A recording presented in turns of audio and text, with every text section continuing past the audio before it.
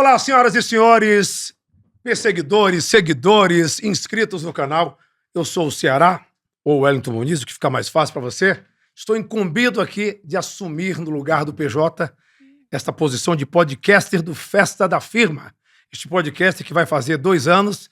E hoje, comigo, recebendo ele, que é doutor e livre docente pela Escola de Comunicações e Artes da USP, palestrante há mais de 15 anos no mundo corporativo, consultor e autor.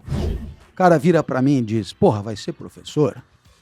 Quantas vezes eu já ouvi, Ceará, o cara perguntar, você trabalha também ou só dá aula? Né? Veja, Fizeram essa pergunta pro senhor? Muitas vezes, mas muitas vezes. Mas como piada ou pra ofender? Não. Como sério? Esse é o rebaixamento supremo. Por quê? Porque o seu negócio é tão insignificante que nem alcança o estatuto de trabalho. É, sei lá, um hobby, um diletantismo. Seja muito bem-vindo, o filósofo e professor, doutor Clóvis de Barros Filho. Pô, muito obrigado, estou muito feliz, ainda mais num momento assim tão inaugural, tão importante. É uma alegria para mim estar aqui. Estou super contente e também ansioso para participar. Somos dois. É, isso. Também estou ansioso porque, como eu falei no começo aqui da abertura, essa transição é uma coisa que o público também vai se acostumar, né? Tanto para quem está nos vendo, né? E para quem está nos ouvindo. Só que hoje aqui eu sou mais público, eu quero ouvir, quero aprender, porque eu tenho visto aí as suas entrevistas, alguns cortes, e é importante o que você fala, assim, você é uma pessoa, né, um profissional, um ser humano, que realmente faz a gente prestar atenção. Porque tudo na minha vida foi vendo e ouvindo, né? Tem muita gente que escuta, mas não ouve, que vê, mas não enxerga. Eu queria que você falasse para mim agora, doutor, sobre a busca da felicidade. Essa busca da felicidade, existe uma receita para se ter uma vida feliz? Ou uma vida corporativa feliz? Olha, se já sem o corporativa já estava difícil, com o corporativa complicou um pouco. Se você imaginar o verdadeiro significado, não de felicidade, mas da palavra buscar, né? Você rapidamente percebe que aquele que busca alguma coisa é porque ainda não encontrou. Portanto, quem busca, busca na falta, busca na carência, busca na ansiedade, busca na frustração, busca tentando ter o que não tem, tentando ser o que não é, tentando fazer o que não faz e assim por diante. Ora, por si só o verbo buscar já nos põe um ponto de interrogação. Haverá possibilidade de uma vida feliz se não houver plenitude? E havendo plenitude, não poderia haver busca. Porque a busca denuncia a falta de plenitude. Razão pela qual quem busca a felicidade é porque é infeliz. Assim como quem busca a comida é porque está com fome, quem busca conhecimento é porque é ignorante desse conhecimento e assim por diante. Então, talvez pudéssemos tirar daí uma conclusão. Se quem busca a felicidade necessariamente não é feliz, a felicidade é justamente um estado de existência, de vida, que não é buscada. Talvez ela não seja sequer percebida. É aquele momento tão mágico, tão fantástico, tão sedutor, que você não só busca nada, mas pelo fato de estar numa situação de plenitude, a única coisa que você talvez pretendesse é que aquilo não acabasse tão cedo, de tão bom que é e tão raro que é muitas vezes. Então, aí vai o primeiro ponto. Você incluiu corporativo. Talvez você dissesse para mim, pô, mas quando a gente alcançar, vai ser do caralho, nós vamos festejar 1 ano. Não é assim que funciona. A busca, ela não para. Não para. Quando você alcançar, a meta vira ex-meta e uma nova meta é apresentada num PowerPoint qualquer por parte de um CEO, que é o capataz das novas gerações, e que estará ali para determinar a nova trilha em que todos devem estar, digamos, empenhados em alcançar o resultado. Então, eu te digo que num esquema como esse, em que você passa a vida inteira correndo atrás, existe um elemento dificultador. Qual seria esse elemento, doutor? É a falta de plenitude, justamente. E qual seria essa plenitude? A plenitude seria você estar de boa, você está satisfeito, você está bem onde está, né? Você está contente de estar onde está e, portanto, você acaba, para a vida que está vivendo, percebendo que ela esgota todo o seu valor nela mesma. Eu não preciso ir atrás de nada, porque o que eu estou vivendo aqui já é para mim. Mas aí seria ficar na zona de conforto. Sim, seria. Porque cada um tem a sua ambição. Seria. Né? Eu digo isso. O cara às vezes está num emprego lá que para ele tá bom, tá confortável, o salário dele, a posição dele. Mas outros vão fazer a mesma coisa. Não, eu quero buscar mais. Se fala muito sobre essa busca pela felicidade. Existe uma receita certa, ideal, para se buscar essa felicidade, para ter essa vida feliz no pessoal e no profissional, ou se não tem, não existe? Não dá para conciliar uma coisa com a outra? Eu costumo dizer que um segredo, assim, certeiro para alcançar a felicidade é a ingestão de chá de esperma de dinossauro recém-colhido. Passa essa receita aqui, igual a Ana Maria Braga, coloca aí na tela. Adoçado com lágrimas de castor da Tasmânia. Tá. Vai anotando aí. Eu não sei onde fica a Tasmânia. Em lugar nenhum. Tem castor? Não tem. Quanto aos dinossauros, você é recém-colhido ainda. Tá. Não é esperma seco. Tá. É recém-colhido. Eu tenho a impressão que você vai encontrar dificuldade. Por quê? Se tivéssemos uma fórmula de felicidade que valesse para qualquer um, né?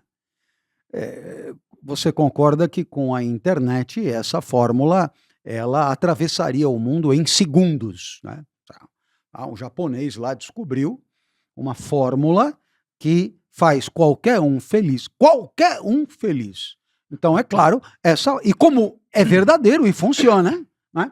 Essa fórmula, ela atravessa o mundo em segundos. E como ela tem fama de funcionar, todos aplicarão, e como ela funciona, teremos erradicado a tristeza do mundo. Pergunto a você, a chance disso acontecer? Isso já aconteceu alguma vez? Então, eu acho que 2 neurônios em atrito bastam para perceber que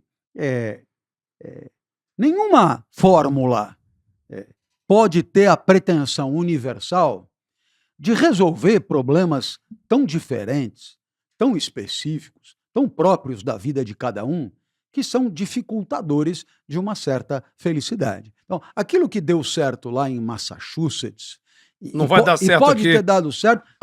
Não tem necessariamente que dar certo em Jaú. Mas muita gente se inspira e copia coisas lá de fora e fazem melhor. Eu tô falando de invenções, eu tô falando do modus operandi, eu tô falando de alguma coisa que cabe para outra melhorar. As invenções. Ninguém vai inventar a roda, mas muita gente vai inventar alguma coisa com a roda. O parafuso foi assim. A mala de viagem que um piloto de uma companhia americana inventou com 2 rodinhas puxando, aí o cara foi lá, se inspirou, fez com 4 rodinhas 360. Então, tudo serve de inspiração. Agora, você tem que saber onde se encaixa.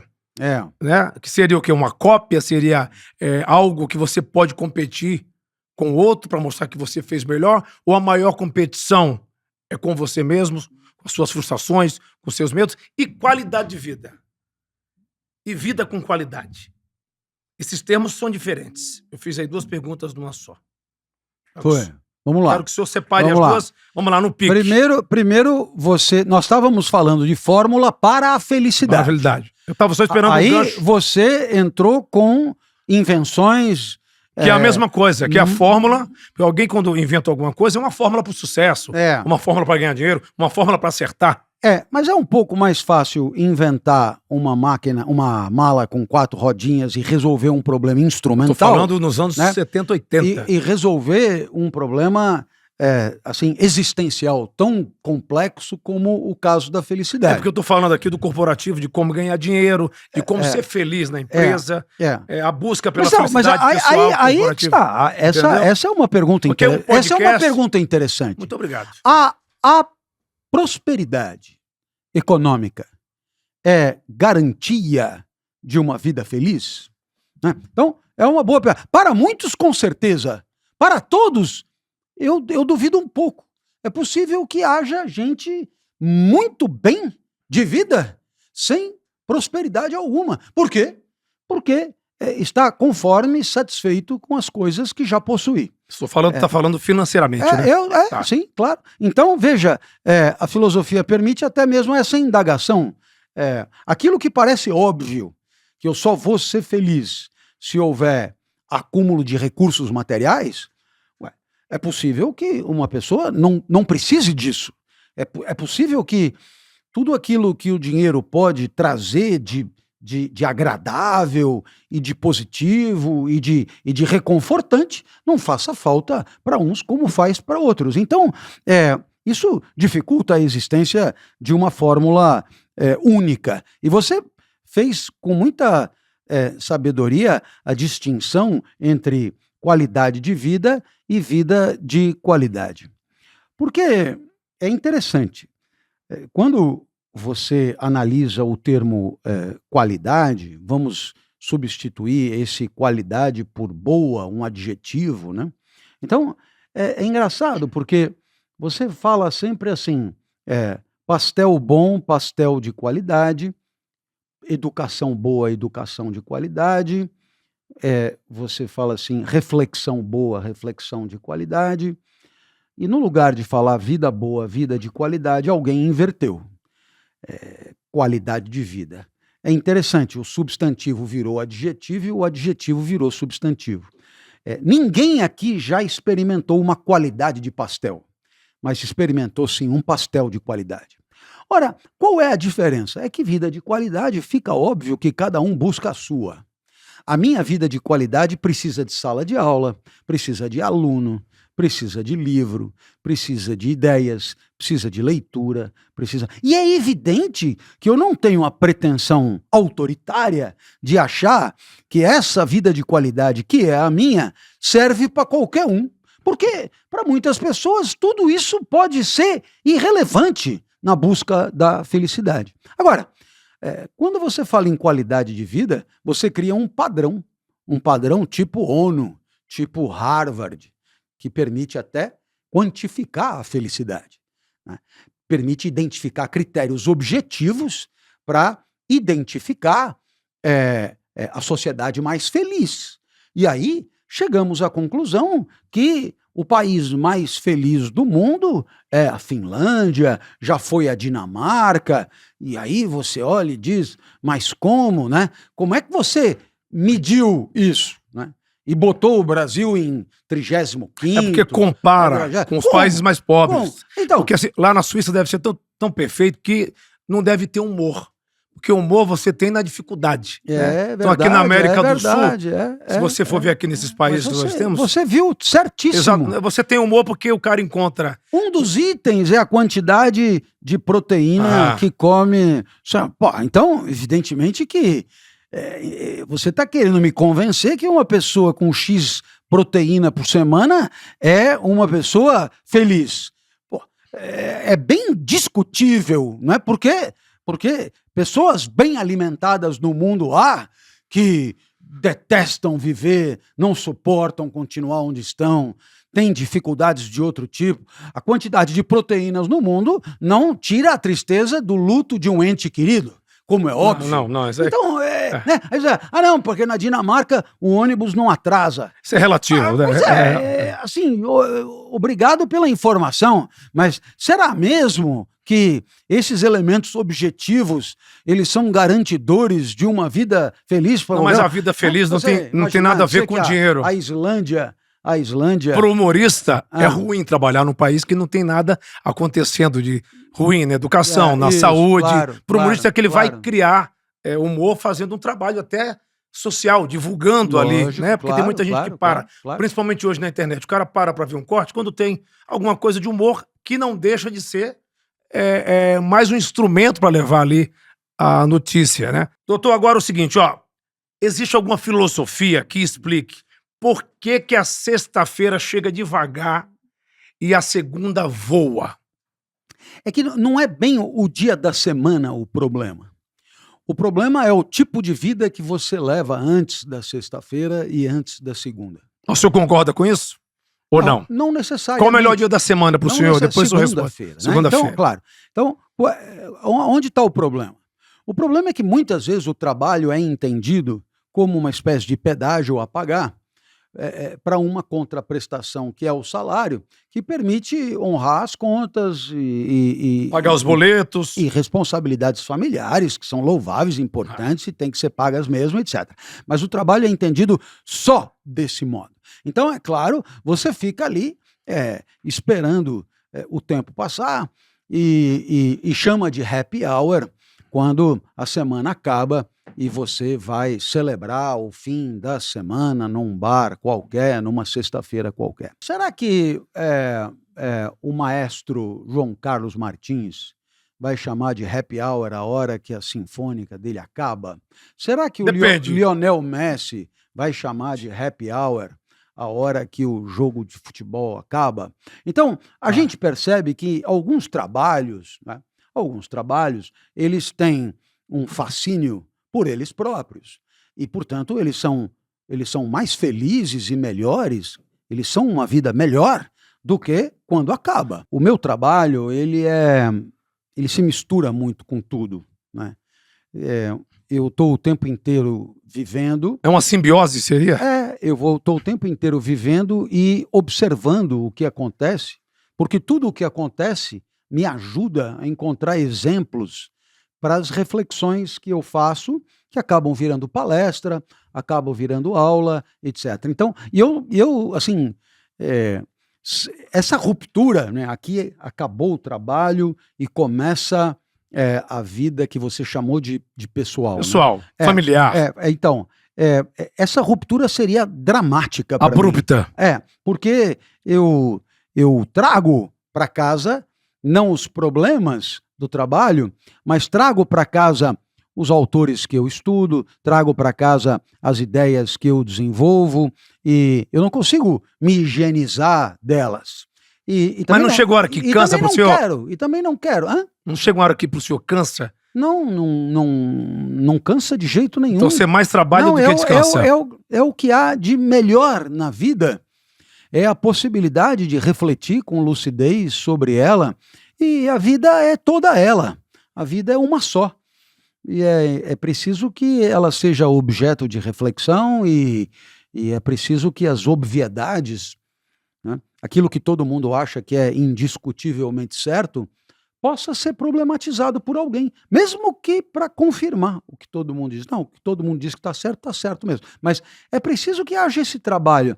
E eu adoro, né, fazer o que eu faço e, invariavelmente, eu estou encontrando elementos que possam melhorar aqui e acolá as coisas que eu digo, e isso me deixa muito, muito, muito feliz. E se você falar de repouso... Férias, não né? É para nada cansativo. Cansativo é o tédio.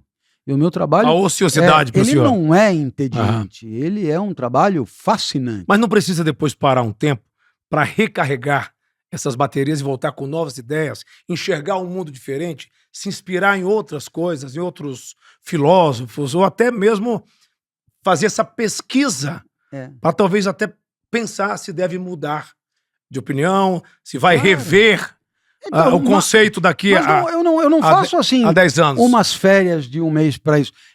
Você isso tira vai um tempo, acontecendo naturalmente. No meio de tudo, né? Nunca tirou um ano sabático assim? Nunca. E hoje, aqui estreando comigo, tem um rapaz que trabalha já na empresa há muito tempo, que o antigo podcaster que apresentava aqui este programa, o PJ, né? Meu patrão me deixou aqui incumbido de conduzir essa nossa primeira entrevista. Queria chamar aqui o Pitaco. Fala aí, Pitaco, beleza? Beleza. Tudo jóia. O Pitaco agora vai fazer parte aqui do podcast. Ele é um cara que entende muito do corporativo, é um cara que trabalha com humor. Pitaco, você tem alguma pergunta que você, como funcionário aqui da empresa PJ Group, do PJ Neto, você teria alguma pergunta do mundo corporativo para o nosso querido Dr. Clóvis de Barro Filho? Claro, eu teria uma pergunta que vai até um pouco além do mundo corporativo e seria uma pergunta mais voltada para o tema geracional. Diga lá, Pitaco. Como o Ceará está comentando aqui, eu sou o Pitaco e faço parte da geração Millennium. E aí a gente vê e acaba se deparando com várias matérias falando sobre como essa geração, como a geração Millennium acaba sendo frustrada por não conseguir alcançar os objetivos que a ela foram prometidos. Como, por exemplo, se você estudar muito, se você tiver uma pós-graduação, se você se profissionalizar, entrar numa grande empresa, você vai conseguir tudo o que você quer. E hoje a gente sabe que não ter conseguido alcançar todos esses pontos, todos esses objetivos, muito do lado material, acabam frustrando a geração como um todo, né? Então eu queria, até buscando o que o doutor pode complementar aqui, linkando com a parte de felicidade, se essa questão geracional, com o que foi prometido versus o que está sendo entregue, afeta a felicidade como um todo e consequentemente, a felicidade corporativa, né? Que é a felicidade que a gente está aí no dia a dia do trabalho. Meu querido Pitaco, você partiu de uma premissa, né? Eu faço parte da geração que deu aí um nome, pode dar o nome Millennium. que quiser, Millennium, mas enfim. E naturalmente, isso aí, só isso já merece uma reflexão. Porque, como todo mundo repete as expressões, você acaba se sentindo desautorizado de se perguntar, mas qual a pertinência disso, né? Afinal de contas, ninguém é escravo de nada. E não é porque eu nasci de 90 a 95 ou de 95 a 2000 que eu sou assim ou assado. É obviamente redutor e eu continuo com as rédeas da vida na mão e posso fazer da minha vida o que eu quiser e foda-se a geração que eu sou. Né? Eu gostei disso. Alguém recortou a coisa de um jeito e diz, o cara da geração Cabrito é um cara que é cheio de frescura e não aguenta tranco e não sei o quê. Essa é a geração X. Né? Você olha e fala, porra, o Pitaco falou que essa é a geração X. Pois da bacana. Xuxa. Marquei um X. Mas você não percebe que a prerrogativa de definir o nome das gerações é uma manifestação de poder enorme, né? Estão querendo criar rótulos, né? Esse grupo é assim. E aí isso aí é uma imposição. Fala, caramba, se eu não sou assim, é melhor eu ficar, porque senão nem a geração eu pertenço. Não, tô fora do grupo. Né? Exato. Agora, o que você propõe é que prometeram para essa geração alguma coisa. Então, cabe a pergunta também, quem terá prometido, né? Será que foi de sacanagem? Será que prometeram no intuito de seduzir e trazer a geração para um sistema que interessa a quem prometeu por quê, né? E depois, finalmente, comentar que numa geração específica há muita frustração. Ora, se nessa geração há muita frustração, na minha, que eu não sei que catso de geração será, geração jurássica, J, né? Na minha geração também tem muita frustração. E também me prometeram coisas pra caralho que eu não alcancei merda nenhuma. Então, aonde é que está o problema? O problema é que, muitas vezes, essas especificidades generacionais, né, que são indicadas e engolidas muitas vezes como indiscutíveis e óbvias e evidentes, etc., podem, de certo modo, simplificar o problema e dizer, pô, se todo mundo de tal a tal tem esse problema, resolvendo esse problema, eu resolvo o problema de todo mundo. E é que não é bem assim. Ainda assim há singularidades, haverá aquele que, mesmo tendo nascido nessa faixa de idade, tenha se deixado seduzir menos pelas promessas feitas, haverá aqueles que não encontraram no mundo tudo aquilo que foi prometido porque não era possível alcançar, e haverá aqueles que deram de ombros e nem foram procurar nada e foram buscar outras coisas e acabaram vivendo a vida segundo a sua própria lucidez e autonomia, né? Então, eu acho que eu convido cada um dos que estiverem me ouvindo, né, que quando forem enquadrados assim, a golpe de porrete, num determinado grupo com certas características, pergunte-se se é verdadeiramente esse o seu caso, né? Você pega, você é da geração tal, ponto. Pessoas da geração tal são assim, ponto. Se você é assim, pessoas da geração tal são assim, então, claro, é o seu caso. Então, e aí você é informado sobre você por alguém que te conheceu agora. Não, né? O cara tem um machismo, ele acha que você deve ser igual a ele. Eu vou mais longe. É mais uma imposição. Ceará, eu vou dizer para você uma coisa. Somos sempre os maiores especialistas em nós mesmos, sabe? Até porque eu com 60 anos, faz 60 anos que eu estou ao meu lado, né? Eu nunca fui num lugar sem estar junto. Eu assisti todas as aulas, todas as palestras, todos os podcasts. Eu não sei como eu aguento, né, ouvir o que eu sempre digo, mas eu estou sempre junto. Então, que consequência eu tiro daí? Que eu sou o mais qualificado a avaliar o meu desempenho. Eu sou o mais qualificado a identificar até onde eu posso ir. Eu sou o mais qualificado para definir o teto, a nota 10. O que você mandou bem para cara. Eu é que sei. Por quê? Porque eu vi tudo. Eu sei das possibilidades. Eu sei de quando eu fracassei redondamente e sei quando eu me dei mais ou menos bem. Então, eu sou o cara que sabe o que agrada, o que não agrada, o que favorece, o que desfavorece, aonde que eu rodo melhor, aonde que eu me dou sempre mal. Sou eu que conheço. Então, acredite nessa tua expertise, nesse teu conhecimento sobre si, nessa tua experiência sobre si mesmo, porque ela é o teu grande patrimônio na hora de viver. E não um cara que nunca te viu, que não mora no mesmo país que você, e já quer criar um rótulo, em algum lugar do mundo que você pertence a tal grupo e, portanto, você deve ter o nariz virado para a esquerda. Ora, lamento, mas a premissa é verdadeira, eu nasci em tal ano, mas a inferência é falsa. Por quê? Porque, embora tenha nascido em tal ano, eu acabei trilhando um caminho meio solitário. Eu vou só dar um exemplo para você entender o que eu estou dizendo. Lá na escola, eu estudei com os jesuítas aqui em São Paulo, Colégio São Luís, que ficava à época na Avenida Paulista, ali entre Bela Sintra e a Doc Lobo. E lá eu tive colegas incríveis, né, e muito talentosos. Alguns colegas desenhavam maravilhosamente, outros cantavam maravilhosamente, outros eram atores ótimos, poetas até. E bom, tinha gente qualificada para uma série de atividades.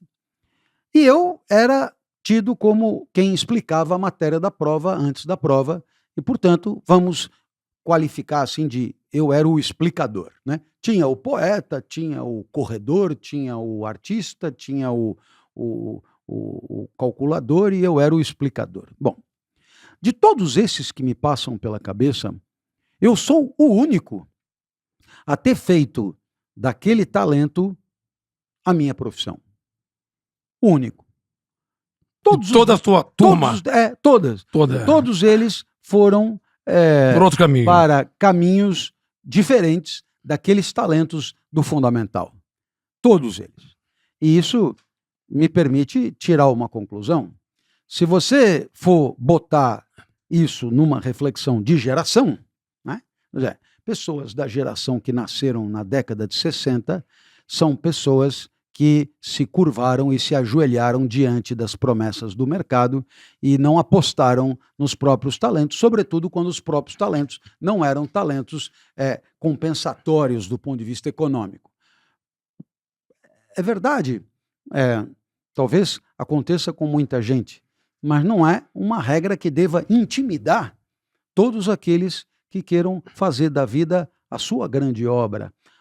Já que é para se lascar, Ceará, porque seja qual for a sua vida, seja você o vivente que for, vai dar ruim em algum momento. Sabemos, não tem, né, céu de brigadeiro o tempo inteiro. Já que em algum momento vai dar ruim, pois que dê ruim com a sua chancela, com o seu estilo, com o seu jeito de ser, com a sua cara. Uma vez eu estava vigiando prova e vi que o aluno estava colando, aí eu fui lá. Fiquei ali de butuca e constatei que a questão colada estava errada. O cara colou errado. Aí eu cutuquei e falei, viu?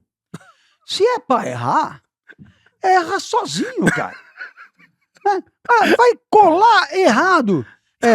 Se você colar fazendo, a chance de você aprender aumenta. Você vai perceber onde está o erro do teu raciocínio.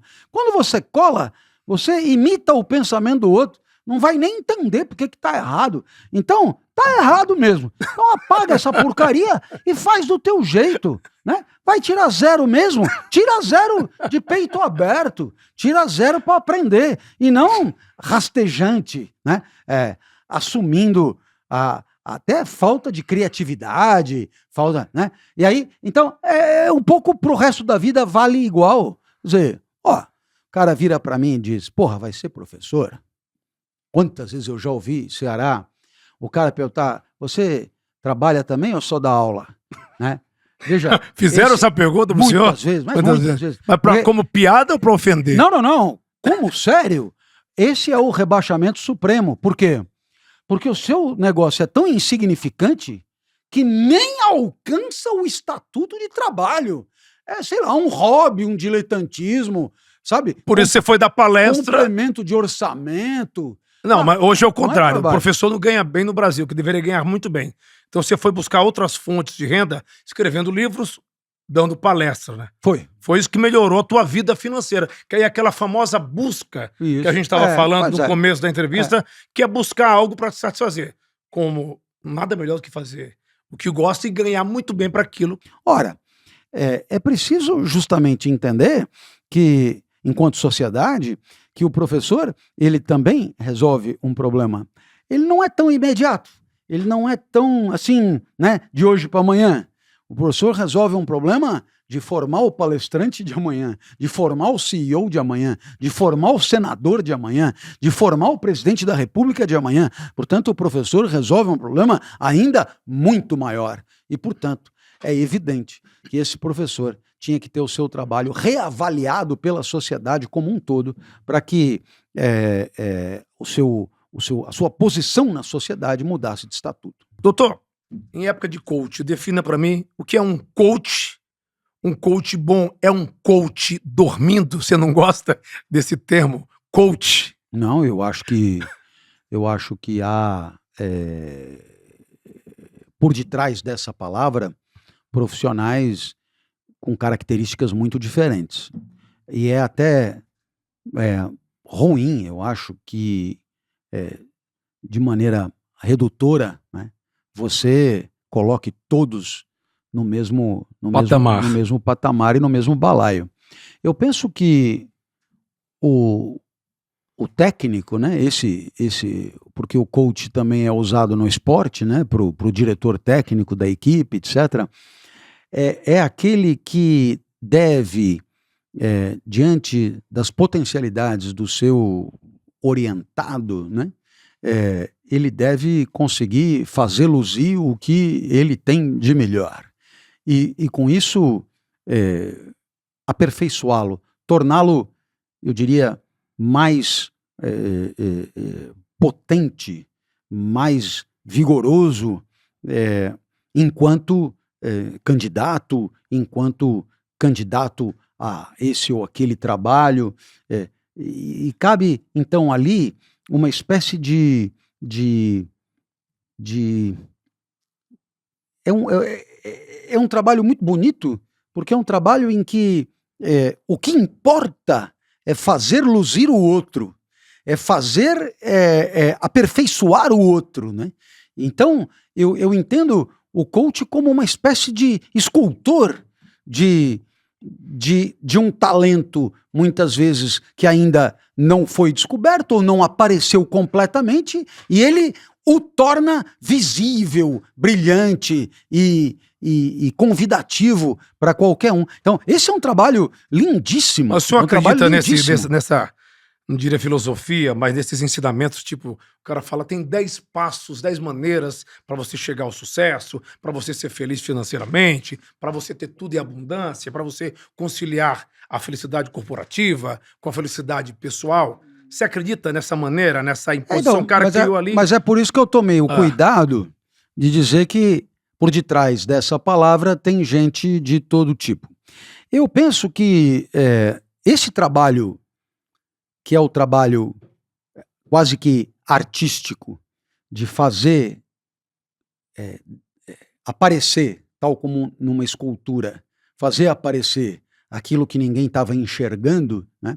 É um trabalho que, por definição, não aceita fórmulas prontas, porque ele está muito à mercê das peculiaridades daquele caso específico que está sendo trabalhado. Eu acho que as pessoas ficaram muito carentes na época da pandemia e muita gente apareceu como coach fake, ou seja, o cara vai lá, vou aproveitar o momento. O pessoal está mais em casa, não está trabalhando, lockdown, aquela coisa toda.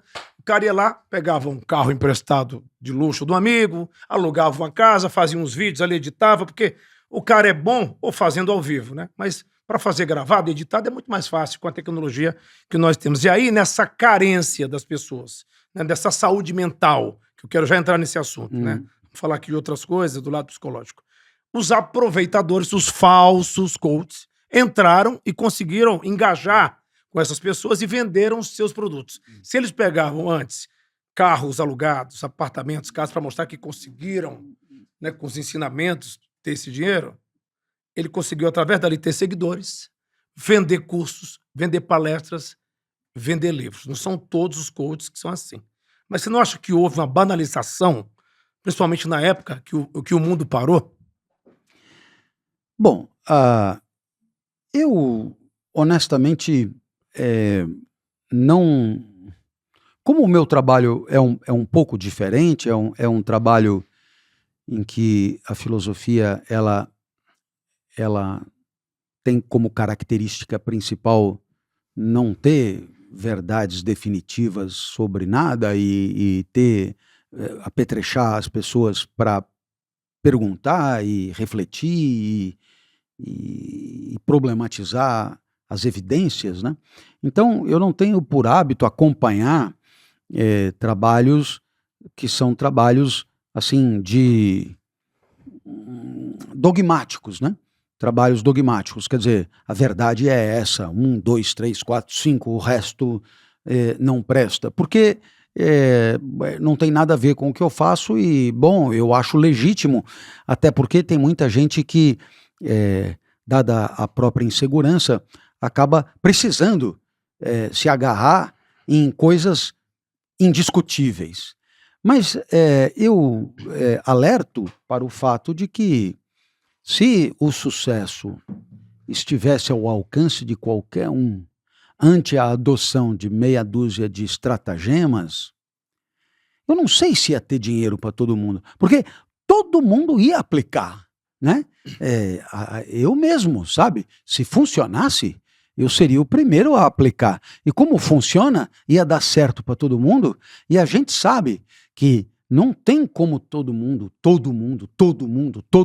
ficar rico. Mas, por exemplo, o que é que o senhor acha do Pablo Marçal? Inclusive, ele veio aqui na época do PJ, deu entrevista, né? Antes da candidatura à Prefeitura de São Paulo. Todo mundo achou que ele fosse ganhar, porque ele foi um forte candidato. Mas eu queria saber o que é que você acha dele como empresário, como empreendedor e principalmente como coach? Eu acho que ele atende a uma demanda. Ele atende a uma demanda, como é óbvio, se ele não atendesse a uma demanda, não teria o sucesso que tem.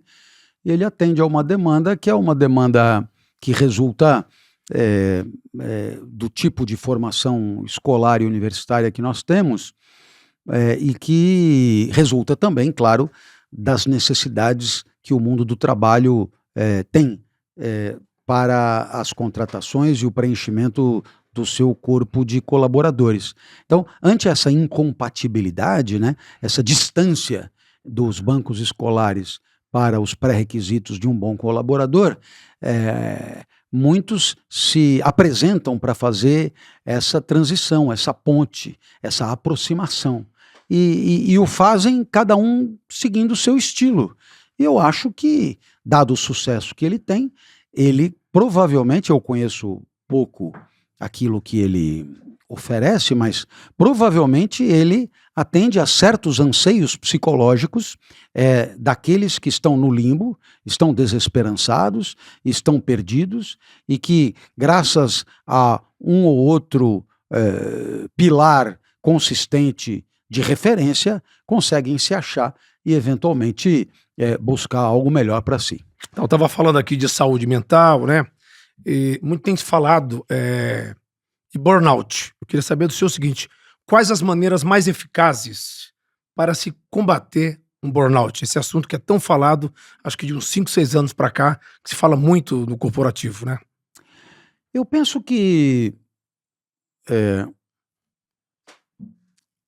as necessidades de resultado por parte das corporações, os conselhos de administração pressionando os CEOs, que por sua vez, indiretamente, acabam pressionando todo o board da empresa e toda a pirâmide que vem sob seu comando, acaba exigindo, de um lado, cada vez menos gente trabalhando e, de outro lado, cada vez mais produção. E isso faz com que a carga de trabalho só aumente, né? Alguns chamam isso de gestão, quer dizer, eu corto metade dos que estavam trabalhando e exijo mais de quem ficou, né? E não há nenhuma genialidade nisso, mas o que há é que tem uma hora que pifa, porque não fomos feitos para horas excessivas de trabalho sob pressão, e temos limites, e esses limites, se não forem respeitados, geram distúrbios. É claro que aí seria interessante fazer essa pergunta para profissionais da área da saúde, que são quem podem dar mais detalhes, né, sobre o que acontece com pessoas submetidas a uma pressão por um longo período de tempo. Elas acabam efetivamente entrando em parafuso, e isso é a consequência mais imediata de uma lógica de obtenção de resultado que se impõe como assim, inarredável e necessária. E isso tem muito a ver também com a tecnologia, né? Porque a máquina é diferente do humano. Então tem muita gente aí trocando os humanos, né, por falta de mão de obra, que eu não acho legal. Eu sempre falo aqui, e eu aprendi com o PJ, que não é a inteligência artificial que vai tirar o emprego das pessoas, mas quem sabe usar essa ferramenta que pode ser ameaçado ou ameaçada, né, a perder o seu emprego. A tecnologia, por senhor, nos tornou mais livres ou mais prisioneiros das nossas próprias escolhas? Os dois, né? Tudo depende do tipo de relação que você mantém com essa técnica, né? Se você mantém uma soberania e um entendimento lúcido dos limites da sua utilização e sabe exatamente aonde quer chegar através da utilização dos recursos técnicos, você continua soberano e a técnica te ajuda exponencialmente. Agora, se você, evidentemente, vai perdendo lucidez sobre onde quer chegar e passa a usar as técnicas como sendo uma imposição de uma lógica que você não entende, que é o que se costuma chamar de mundo da técnica, aí você está à deriva, como alguém que pilota um helicóptero dentro de uma nuvem. Você não sabe bem para onde está indo, né? E isso é a inversão do que se pretende. Você perde o controle da relação meios e fins. E aí o uso da técnica acaba sendo, ao invés de ser um mero instrumento para alcançar o que você pretende, acaba sendo um fim em si mesmo. E aí você perde a noção de onde quer chegar com aquilo. Você usa a técnica porque todo mundo usa, porque tem que usar, porque é importante parecer e aparecer como um usuário dessa técnica, mas você não tem a menor noção de aonde aquilo vai te levar. E aí é evidente que nesse caso houve uma escravização da vida por parte do instrumento. E como lidar com essa polarização e o ódio nas redes sociais e também, né, dentro ali do mundo corporativo? O que é que o senhor sugere? Como é que a gente tem que aprender? Vai lá, o cara tá nas redes sociais, ele responde, o hater ignora, bloqueia, apaga o comentário, ou você concorda com aquela frase? Não se deixe envaidecer com os aplausos, os elogios e também tampouco parar com as críticas. Como lidar com essas pessoas com tanto ódio no coração, nas redes sociais e numa empresa? Olha, eu penso que uma boa maneira de evitar o ódio nas redes sociais é evitando as próprias redes sociais, né? O senhor não tem rede social?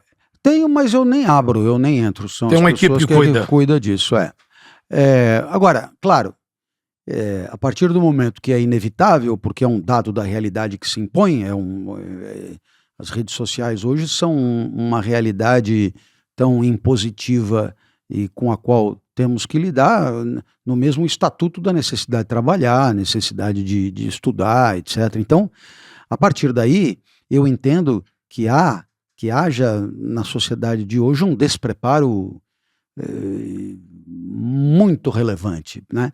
Ou seja, você tem aí uma dimensão da vida que para muitos é uma dimensão muito significativa, onde as pessoas colocam ali muito das suas expectativas, e é uma presença completamente desassistida de formação, né? Então, eu penso que é preciso alertar as autoridades escolares, é preciso alertar a sociedade como um todo que está por trás da vida escolar, que os nossos jovens eles têm que ser preparados e formados para um tipo de vida em que a presença na rede social possa ser feita com um pouco mais de lucidez. E não de maneira completamente improvisada, como é o que acontece hoje.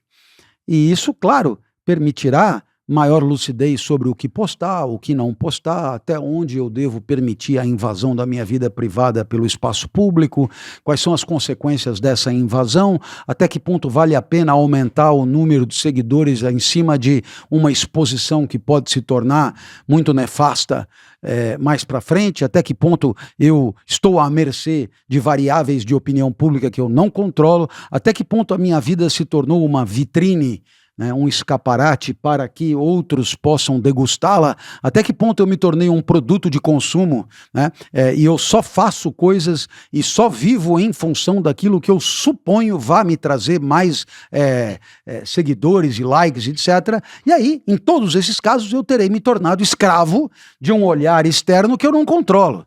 E evidentemente que isso poderá ser devastador, né? Doutor, a gente está quase chegando aqui ao final da nossa entrevista, tem algumas perguntas, o bate-papo está gostoso, e eu queria saber o seguinte: o que é que ninguém sabe sobre o professor Dr. Clóvis de Barros Filho, que vamos saber agora? Quase tudo, né? Porque eu rapidamente percebi que existe uma parte da vida que a gente chama de vida íntima, né?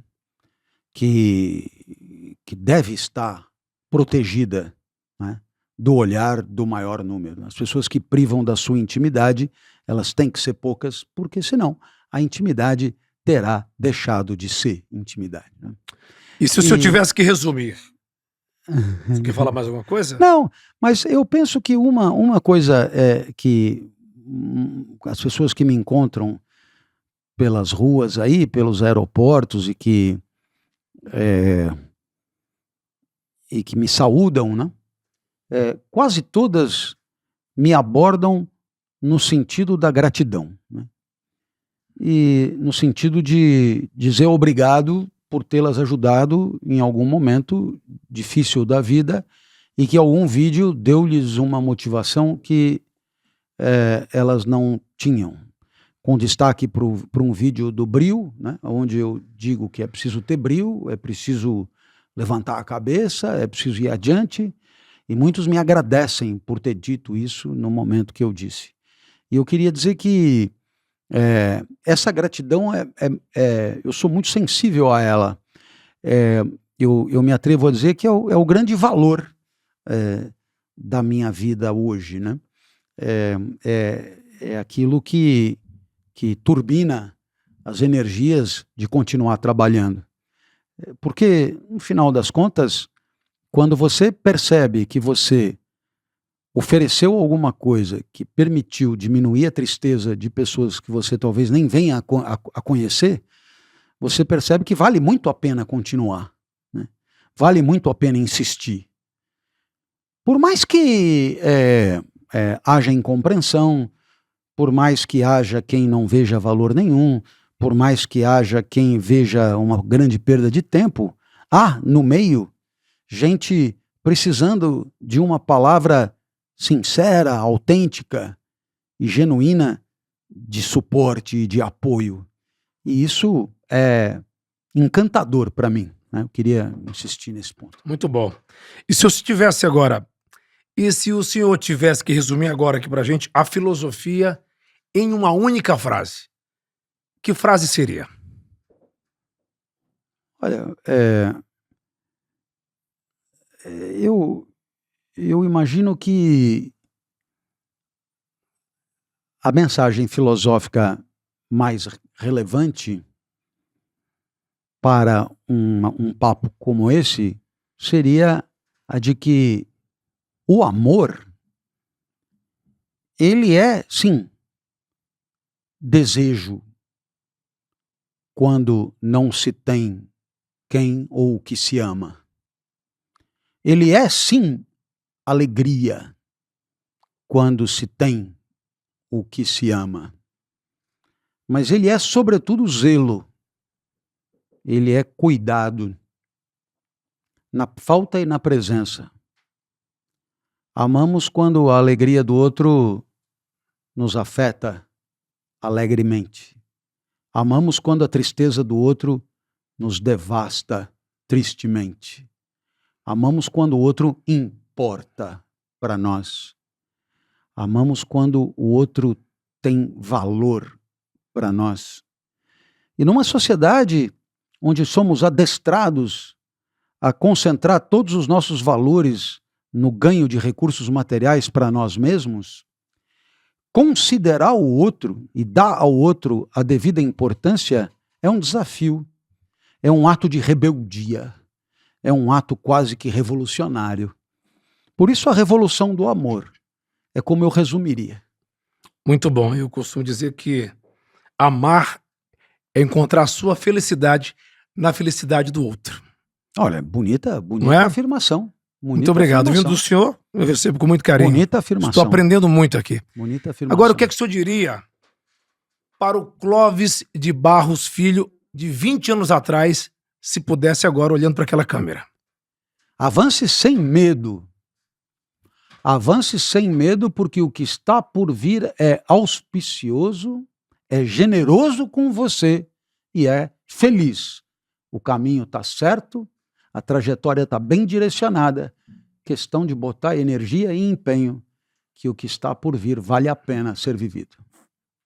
E para terminar, Dr. Clóvis de Barros Filho, que mensagem você daria para os espectadores e ouvintes do Festa da Firma Podcast que desejam ter sucesso nas suas carreiras e nos seus negócios? Que não aceitem a derrota tão fácil, né? Que procurem menos desculpas e mais causas. Que procurem identificar as próprias fragilidades sem medo. que procurem aprender com os fracassos e as frustrações, que não abandonem o ringue assim tão impunemente e que entendam que é através das derrotas que nos fortalecemos para as vitórias de amanhã. Essa é a mensagem que eu deixo. Eu complemento com a que eu gosto muito, tenho falado nos meus encontros, nas palestras que eu tenho dado por aí, que um vencedor é um perdedor que nunca desiste. Isso, olha que beleza. Isso aqui eu levo para a vida e ensino para minha filha. É uma linda afirmação. E terminamos aqui mais uma filosófica entrevista do Festa da Firma Podcast. Muito obrigado a você que assistiu a minha estreia aqui como Ceará, né? Peço que você nos acompanhe aí nas redes sociais. Para quem não me conhece, eu sou o Ceará, tá? Conhecido também como Wellington Muniz, como o Silvio que fez o Pânico, como a Gabi Herpes e outros personagens. E você aí, muito obrigado também por nos acompanhar há bastante tempo aí, né? Na televisão, no rádio. E peço uma coisa, vai lá agora se inscrever neste canal, ó, e fala para todo mundo que agora eu fui o cara contratado como CEO e como podcaster aqui do nosso programa, tá? Vai lá, se inscreve no YouTube, Festa da Firma Podcast, vai também nas outras redes sociais, tem TikTok, Instagram, vai no seu tocador de áudio preferido, vai lá, deixa o like, comentário. Espero que você compartilhe todos esses conteúdos, esses cortes aí, pra gente estar mais perto a cada dia. Um grande beijo, muito obrigado. Obrigado, doutor. Valeu, querido. Forte abraço. Doutor Clóvis de Barro Filho, filósofo e professor palestrante, deu uma aula aqui na minha estreia como Ceará no Festa da Firma Podcast. Muito obrigado e até o próximo programa. Semana que vem, sempre um novo episódio para você, às quartas-feiras, às 19 horas. Tchau, pessoal!